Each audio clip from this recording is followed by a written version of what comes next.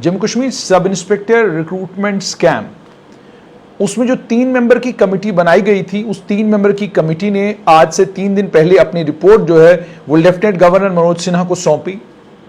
3 दिन पहले जो 25 पन्नों की रिपोर्ट बताई जा रही है, जिसमें लगभग 400 के करीब एनेक्शर लगे हुए हैं, इस रिपोर्ट ने उन तमाम आरोपों को पर मोहर लगा दी है, जितने भी आरोप बच्चे लगा रहे थे, जितनी भी डिटेल्स बच्चों ने खंगाल कर निकाली थी, और जिन डिटेल्स की बुनियाद पर बच्चे लगातार ये कह रहे थे कि इस Jammu Kashmir sub inspector recruitment मामले में सीबीआई की जांच होनी चाहिए। लगभग उन तमाम इल्जामों के ऊपर मोहर लगी है। मामला अब सिर्फ बचा हुआ है उन तमाम किरदारों तक जो किरदार इस सारे स्कैम में इन्वॉल्व थे, यानी जिन लोगों के नाम भी आए और अलग अलग अखबारों में जो नाम छपे भी, किसी एक रिटायर्ड फौजी का नाम आया, रिटायर्ड बीएसएफ के जवान का नाम आया, या उसके अलावा कुछ लोगों के नाम आए, वो तमाम पड़ताल अब सीबीआई करेगी। लेकिन जो इल्जाम लग रहे थे, उन इल्जामों पर यूं कहिए कि मोहर लगा दी है, और उन तमाम इल्जामों को इस काबिल माना है कमेटी ने कि इन इल्जामों की बुनियाद पर एक in depth detailed CBI probe होना चाहिए, जिसके बाद ही अब सीबीआई प्रोब के आदेश जो है लेफ्टिनेंट गवर्नर मनोज सिन्हा ने दिए हैं। आखिरकार क्या थे वो सारे इल्जाम और क्या कहती है कमेटी अपनी रिपोर्ट में? जो डिटेल्स मेरे पास हैं, सबसे पहली डिटेल ये कि कंपैरेटिव एनालिसिस किया गया मेरिट का, जो कंपैरेटिव एनालिसिस बच्चों ने भी किया था, जिस कंपैरेटिव एनालिसिस की रिपोर्ट्स बच्चों ने पब्लिक की थी, उस कंपैरेटिव एनालिसिस की बुनियाद पर कमेटी भी इसी कंक्लूजन पर आई कि एकेडमिक मेरिट भी कम और अदरवाइज भी बाकी जो इम्तिहान दिए हैं उन इम्तिहानों में भी मेरिट कम। लेकिन जब पब्लिक सब इंस्पेक्टर रिक्रूटमेंट का मेरिट आया तो वहां पर अचानक मेरिट में उछाल। आखिरकार ये उछाल कैसे? आपका एकेडमिक मेरिट कुछ और बताता है, आपका बाकी इम्तिहानों का मेरिट कुछ और बताता है, और आप अचानक सब इंस्पेक्टर के इम्तिहान में बहुत जबरदस्त नंबर लेते हैं। यानी एक बच्चा जिसने बड़ी मुश्किल के साथ 10वीं और 12वीं की है, वो बच्चा इस सब इंस्पेक्टर के रिक्रूटमेंट के इम्तिहान में अच्छे नंबर आखिरकार ले कैसे रहा है? जांच का विषय है, जांच होनी चाहिए। और उसके बाद एक एक परिवार से 4-4 लोगों की सिलेक्शन, आखिरकार ये संभव कैसे हो पाया? एक परिवार में 2 लोग एक सी पढ़ाई करके सिलेक्ट हो सकते हैं, लेकिन एक ही परिवार के आखिरकार 4 लोग, 3 लोग, 5 लोग सिलेक्ट कैसे हुए? सिर्फ इतना ही नहीं, बल्कि कमेटी को यह तक पता चला कि कई परिवार ऐसे हैं जिसमें एक ही परिवार में अलग अलग परिवार के सदस्य हैं, जिन सदस्यों के बच्चे आगे हैं जो सिलेक्ट हुए हैं। मतलब आप मान लीजिए एक परिवार में भाई बहन 2 सिलेक्ट हुए, लेकिन उसके बाद उसी परिवार में दूसरे भाई के 2 बच्चे, तीसरे भाई के 2 बच्चे, इस तरीके से भी इस इम्तिहान में बच्चे सिलेक्ट हुए हैं। उसके बाद दूसरी सबसे इंपॉर्टेंट चीज जो बोर्ड के सामने आई, वो इस कमेटी के सामने यह आया कि अखनूर से लगभग 100 से ज्यादा बच्चे 3 सब डिविजनों, अखनूर की 3 सब डिविजनों से सिलेक्ट हुए हैं। अखनूर, खौड़ और चौकीचौरा, इन 3 सब डिविजनों से लगभग 100 से ज्यादा बच्चे जो हैं वो सिलेक्ट हुए हैं। उसके अलावा एक और चीज जो कमेटी ने देखी, जो कमेटी ने पाई, वो कमेटी ने यह पाया कि Rajouri district, Samba district, Kathua district और अखनूर डिवीजन, इन 3 डिस्ट्रिक्टों में और इस डिवीजन में सबसे ज्यादा बच्चे, इन डिवीजनों के सबसे ज्यादा बच्चे सिलेक्ट हुए हैं। अब यहां पर यह याद रखना है कि अखनूर के सभी बच्चों ने एक ही सेंटर में इम्तिहान नहीं दिया था, अलग अलग सेंटरों में इम्तिहान दिया था। कठुआ के जो बच्चे सिलेक्ट हुए उन्होंने एक सेंटर में नहीं, अलग अलग सेंटरों में इम्तिहान दिया है। तो ये अखनूर के किसी एक सेंटर से बच्चे सिलेक्ट नहीं हुए हैं, बल्कि अखनूर डिवीजन के बच्चे सिलेक्ट हुए हैं, और जो लगभग 100 से ज्यादा हैं। और उसके बाद सिबलिंग्स हैं, उसके बाद रिश्तेदार हैं एक दूसरे के। राजौरी के बच्चे बहुत ज्यादा लिस्ट में हैं। वो राजौरी के इतने सारे बच्चे एक साथ लिस्ट में कैसे आए? कठुआ डिस्ट्रिक्ट के इतने सारे बच्चे एक साथ लिस्ट में कैसे आ गए? सांबा डिस्ट्रिक्ट के इतने सारे बच्चे एक साथ लिस्ट में कैसे आ गए? और यहां पर बोर्ड ने यह भी देखा कि एक ही जगह पर अगर उन्होंने एक ही सेंटर में इम्तिहान दिया होता तो फिर आसान था यह कहना कि एक सेंटर जो है वो बेच दिया गया, एक सेंटर का सौदा कर दिया गया और उसी सेंटर के तमाम बच्चे सिलेक्ट हुए। लेकिन ऐसा नहीं है। डिस्ट्रिक्ट के बच्चे हैं, अलग अलग सेंटरों में इन्होंने इम्तिहान दिया है और इन बच्चों के नंबर बहुत ज्यादा आए हैं और ये बच्चे सिलेक्ट हुए हैं। यह चीज भी कमेटी के प्रोब में सामने आई है कि Rajouri district, Samba district, Kathua district और उसके अलावा अखनूर, लखनपुर के रहने वाले बच्चे इस लिस्ट में अच्छा खासा नंबर है उनका। 11% के करीब करीब बच्चे सिर्फ जम्मू डिस्ट्रिक्ट से हैं। यह चीज भी सामने आई है। उसके बाद बच्चों की सिलेक्शन की परसेंटेज इन डिस्ट्रिक्टों से बहुत ज्यादा है। उसके बाद सिबलिंग्स की परसेंटेज बहुत ज्यादा है। ये चीज भी कमिटी ने जब जिस समय प्रोब किया, कमिटी को ये तमाम चीजें भी पता चली। उसके बाद एक बहुत अहम चीज वो ये कि 2013 से Jammu Kashmir service selection board ने एंड टू एंड सारे का सारा प्रोसेस, पेपर बनाने से लेकर, जो तफसीलात मेरे पास हैं, एप्लीकेशन इनवाइट करने से लेकर रिजल्ट डिक्लेरेशन तक, सारे का सारा एक एजेंसी को, जिस एजेंसी का नाम मेरिट ट्रैक बताया जाता है, यह बेंगलोर बेस्ड एजेंसी है। इस बेंगलोर बेस्ड एजेंसी को एप्लीकेशन लेने से लेकर रिजल्ट डिक्लेयर करने तक का सारा काम Jammu Kashmir service selection board ने आउटसोर्स किया हुआ था। लेकिन प्रोब कमेटी ने जब कानून देखा तो पता यह चला कि 2013 से ये एंड टू एंड आउटसोर्सिंग तो कर दी गई, लेकिन कानूनों के अंदर बदलाव लाया नहीं गया। यानी बोर्ड को रूल्स इजाजत नहीं देते थे कि आप एंड टू एंड सारे का सारा प्रोसेस किसी एक एजेंसी को दे दें, लेकिन बोर्ड ने सारे का सारा ये प्रोसेस 2013 से ही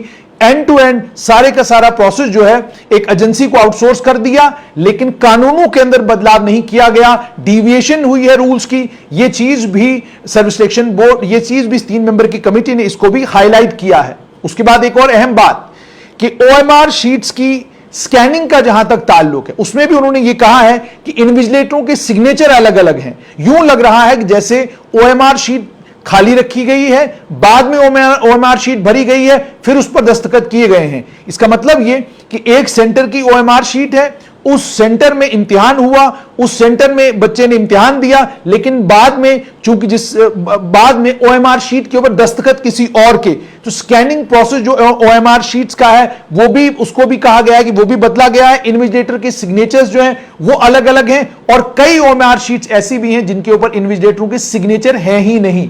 वो ओएमआर शीट बाद में बदली गई, वो पहले बदली गई, या वो ओएमआर शीट्स खाली थी, ये पड़ताल का विषय है। सीबीआई इस मामले में भी पड़ताल करेगी।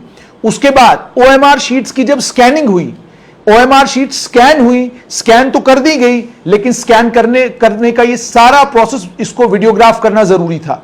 स्कैनिंग का ये प्रोसेस वीडियोग्राफ नहीं किया गया, बोर्ड ने इसकी वीडियोग्राफी नहीं कराई, ये भी कमिटी ने पड़ताल में निकाला है। यानी बोर्ड ने स्कैनिंग तो की, लेकिन स्कैनिंग को वीडियोग्राफ करना था, सारी चीज जो है वीडियो के अंदर आनी चाहिए थी, बोर्ड ने वो भी नहीं किया। उसके अलावा एक और इंपॉर्टेंट चीज ये कि एकेडमिक मेरिट बहुत कम, लेकिन सब इंस्पेक्टर के इम्तिहान में मेरिट बहुत हाई।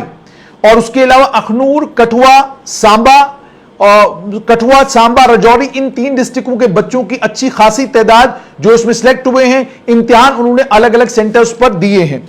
उसके बाद एक और इंपॉर्टेंट चीज ये उन्होंने, जो बोर्ड ने इस सारी पड़ताल में निकाला, वो ये निकाला इतने सारे सिबलिंग्स आखिरकार आए कैसे मुमकिन हो पाया कि इतने सारे सिबलिंग्स जो हैं वो भी एक इलाके से अलग अलग सेंटरों में इम्तिहान देकर सिलेक्ट कैसे हो गए। ये चीज भी पड़ताल का विषय, इस चीज पर भी सीबीआई पड़ताल करेगी।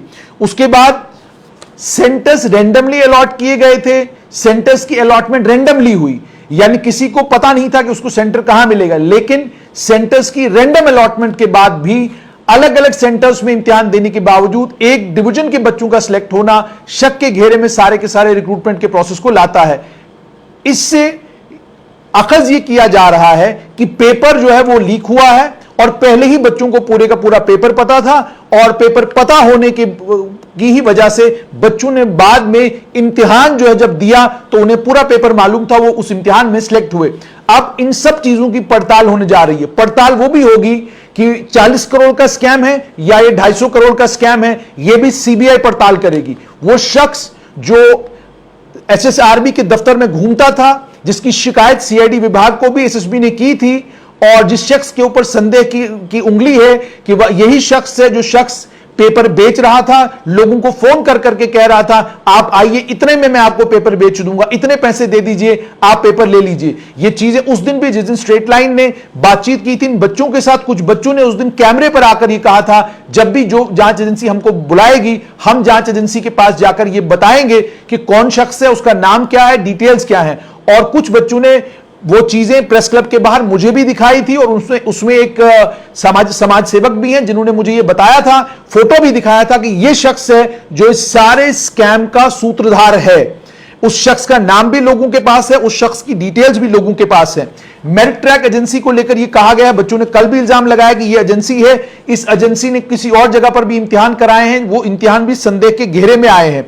उसके बाद यह भी चीज सामने आई है कि ये जो बैंगलोर बेस्ड एजेंसी है, इसके एजेंसी के भी तमाम जितने भी लोग हैं उनसे सवाल जवाब पूछे जाएंगे, और यह भी कहा जा रहा है कि इस पूरे स्कैम में बोर्ड के अंदर के लोग भी मुलविस हो सकते हैं। वो निचले स्तर पर हैं, वो ऊपर वाले स्तर पर हैं, किसी भी स्तर पर हैं, लेकिन बोर्ड के कुछ कर्मचारी भी इस स्कैम में इन्वॉल्व हो सकते हैं। क्योंकि इन्वॉल्वमेंट इतनी हाई प्रोफाइल लोगों की है, इसीलिए इस मामले में सीबीआई जांच के आदेश लेफ्टिनेंट गवर्नर मनोज सिन्हा ने दिए हैं। अगले कुछ दिनों में ये जो इंक्वायरी कमेटी है, इस इंक्वायरी कमेटी की रिपोर्ट भी पब्लिक होगी, लोगों के साथ शेयर भी की जाएगी। मगर इसमें सबसे इंपॉर्टेंट ये कि वो तमाम एलिगेशंस जो बच्चे लगातार लगा रहे थे और जो तथ्य खंगाल कर बच्चों ने निकाले थे, उन तमाम तथ्यों पर मोहर लगाने का काम जो है वो कमेटी ने किया है। और कमेटी ने कहा है ये तथ्य इस ओर इशारा करते हैं कि इस मामले में सीबीआई की जांच होनी चाहिए और जो लोग इसमें मुलविस हैं उन तमाम लोगों के खिलाफ सख्त कानूनी कार्रवाई होनी चाहिए।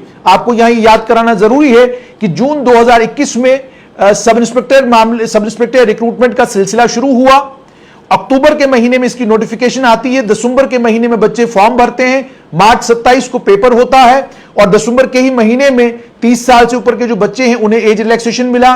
एज रिलैक्सेशन मिलने के बाद उन लोगों ने कैट के ऑर्डर पर उन लोगों ने भी फॉर्म भरा, इम्तिहान में शिरकत की। 4 जून 2022 को नतीजे निकले और 4 जून 2022 को नतीजे निकलने के फौरन बाद बच्चों ने सड़कों के ऊपर आकर हंगामा किया, जबरदस्त हंगामा किया और इल्जाम लगाए कि इस मामले में बहुत बड़ी धांधली हुई है, फौरन इस मामले में सीबीआई की जांच होनी चाहिए। सरकार ने कहा यकदम इसे सीबीआई के हवाले करना ठीक नहीं होगा, पहले हम पड़ताल करते हैं। जब हमारी एक कमेटी इस पड़ताल के बाद इस नतीजे पर पहुंचेगी कि जो बच्चे तथ्य दे रहे हैं उन तथ्यों को टटोलेगी, अगर टटोल कर उसे भी लगता है कि इस मामले में स्कैम हुआ है तो फौरन इस मामले को एक बड़ी जांच एजेंसी के हवाले कर दिया जाएगा। 3 मेंबर की कमेटी का गठन हुआ। 10 जून 2022 को राजकुमार गोयल कमेटी के चेयरमैन थे, 2 मेंबर थे इसमें, एमके द्विवेदी और उनके साथ में अचल सेठी। अचल सेठी लॉ सेक्रेटरी है, एमके द्विवेदी प्रिंसिपल सेक्रेटरी हैं जनरल एडमिनिस्ट्रेशन डिपार्टमेंट के। इस कमेटी ने प्रोब किया।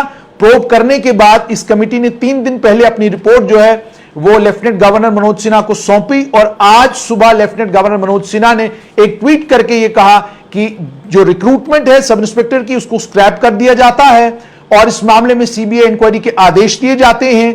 और अब इस रिक्रूटमेंट का आगे होगा क्या, नए तरीके से ये रिक्रूटमेंट होगी या रिक्रूटमेंट में जिन बच्चों ने फॉर्म भरे हैं उन्हें दोबारा मौका दिया जाएगा या नए सिरे से ही सारी की सारी रिक्रूटमेंट होगी, इस पर फैसला अभी सरकार बाद में लेगी। लेकिन फिलहाल इस मामले में सीबीआई इंक्वायरी के आदेश दे दिए गए हैं। ये डिटेल्स हैं इनकी, ये डिटेल्स साफ तौर पर इस ओर इशारा करती हैं कि बहुत बड़े पैमाने पर धांधली और बेईमानी इस इतनी अहम रिक्रूटमेंट में हुई है, जिस रिक्रूटमेंट को हुकूमत ने पुलिस रिक्रूटमेंट बोर्ड से छीन कर इसे Jammu Kashmir service selection board के हवाले किया था और उम्मीद और तवक्का सरकार ने यह की थी कि Jammu Kashmir service selection board कमाल करेगी और इस मामले में साफ और शफाफ रिक्रूटमेंट करेगी। लेकिन अब इस मामले में एक बात साफ हो गई है कि इस मामले में पेपर लीकेज हुई है, पेपर बेचा गया है, पेपर खरीदा गया है, उस पेपर की बिक्री हुई है और बिक्री के बाद जाकर बच्चों ने इस इम्तिहान में शिरकत की और कुछ बच्चे जो इस संदेह के घेरे में हैं उन्हें इसका बेनिफिट हुआ है नहीं हुआ है, अब वो सीबीआई उसकी पड़ताल करेगी और पड़ताल करके खंगाल कर सामने तथ्य रखेगी। मगर जैसे मैंने आपको बताया कि बोर्ड की कॉन्फिडेंशियलिटी, बोर्ड का एंड टू एंड सारे प्रोसेस को एक आउटसोर्स कर देना और आउटसोर्स करने के बाद एंड टू एंड आउटसोर्स करने के बाद भी इस कंपनी को आउटसोर्स किया गया, कानून नहीं बदला गया और उसके बाद ओएमआर शीट्स की स्कैनिंग हुई, वीडियोग्राफी नहीं की गई। क्यों नहीं की गई? ओएमआर शीट्स की अगर स्कैनिंग हुई, वीडियोग्राफी होना बहुत ज्यादा जरूरी था, क्योंकि वीडियोग्राफी अगर होती तो वहीं पता चलता कि तमाम ओएमआर शीट स्कैन हुई हैं, लेकिन वीडियोग्राफी ना कराना क्यों नहीं कराई गई? ये सारे सवाल सीबीआई, अब जांच एजेंसी सीबीआई जो है उन तमाम कर्मचारियों से भी पूछेगी जो एसएसआरबी में इस पूरे सब इंस्पेक्टर रिक्रूटमेंट के वक्त में थे और उन लोगों से भी पूछेगी जिन लोगों के ऊपर संदेह की उंगली है, जिन लोगों को कहा जा रहा है कि वो इस स्कैम में इन्वॉल्व हैं।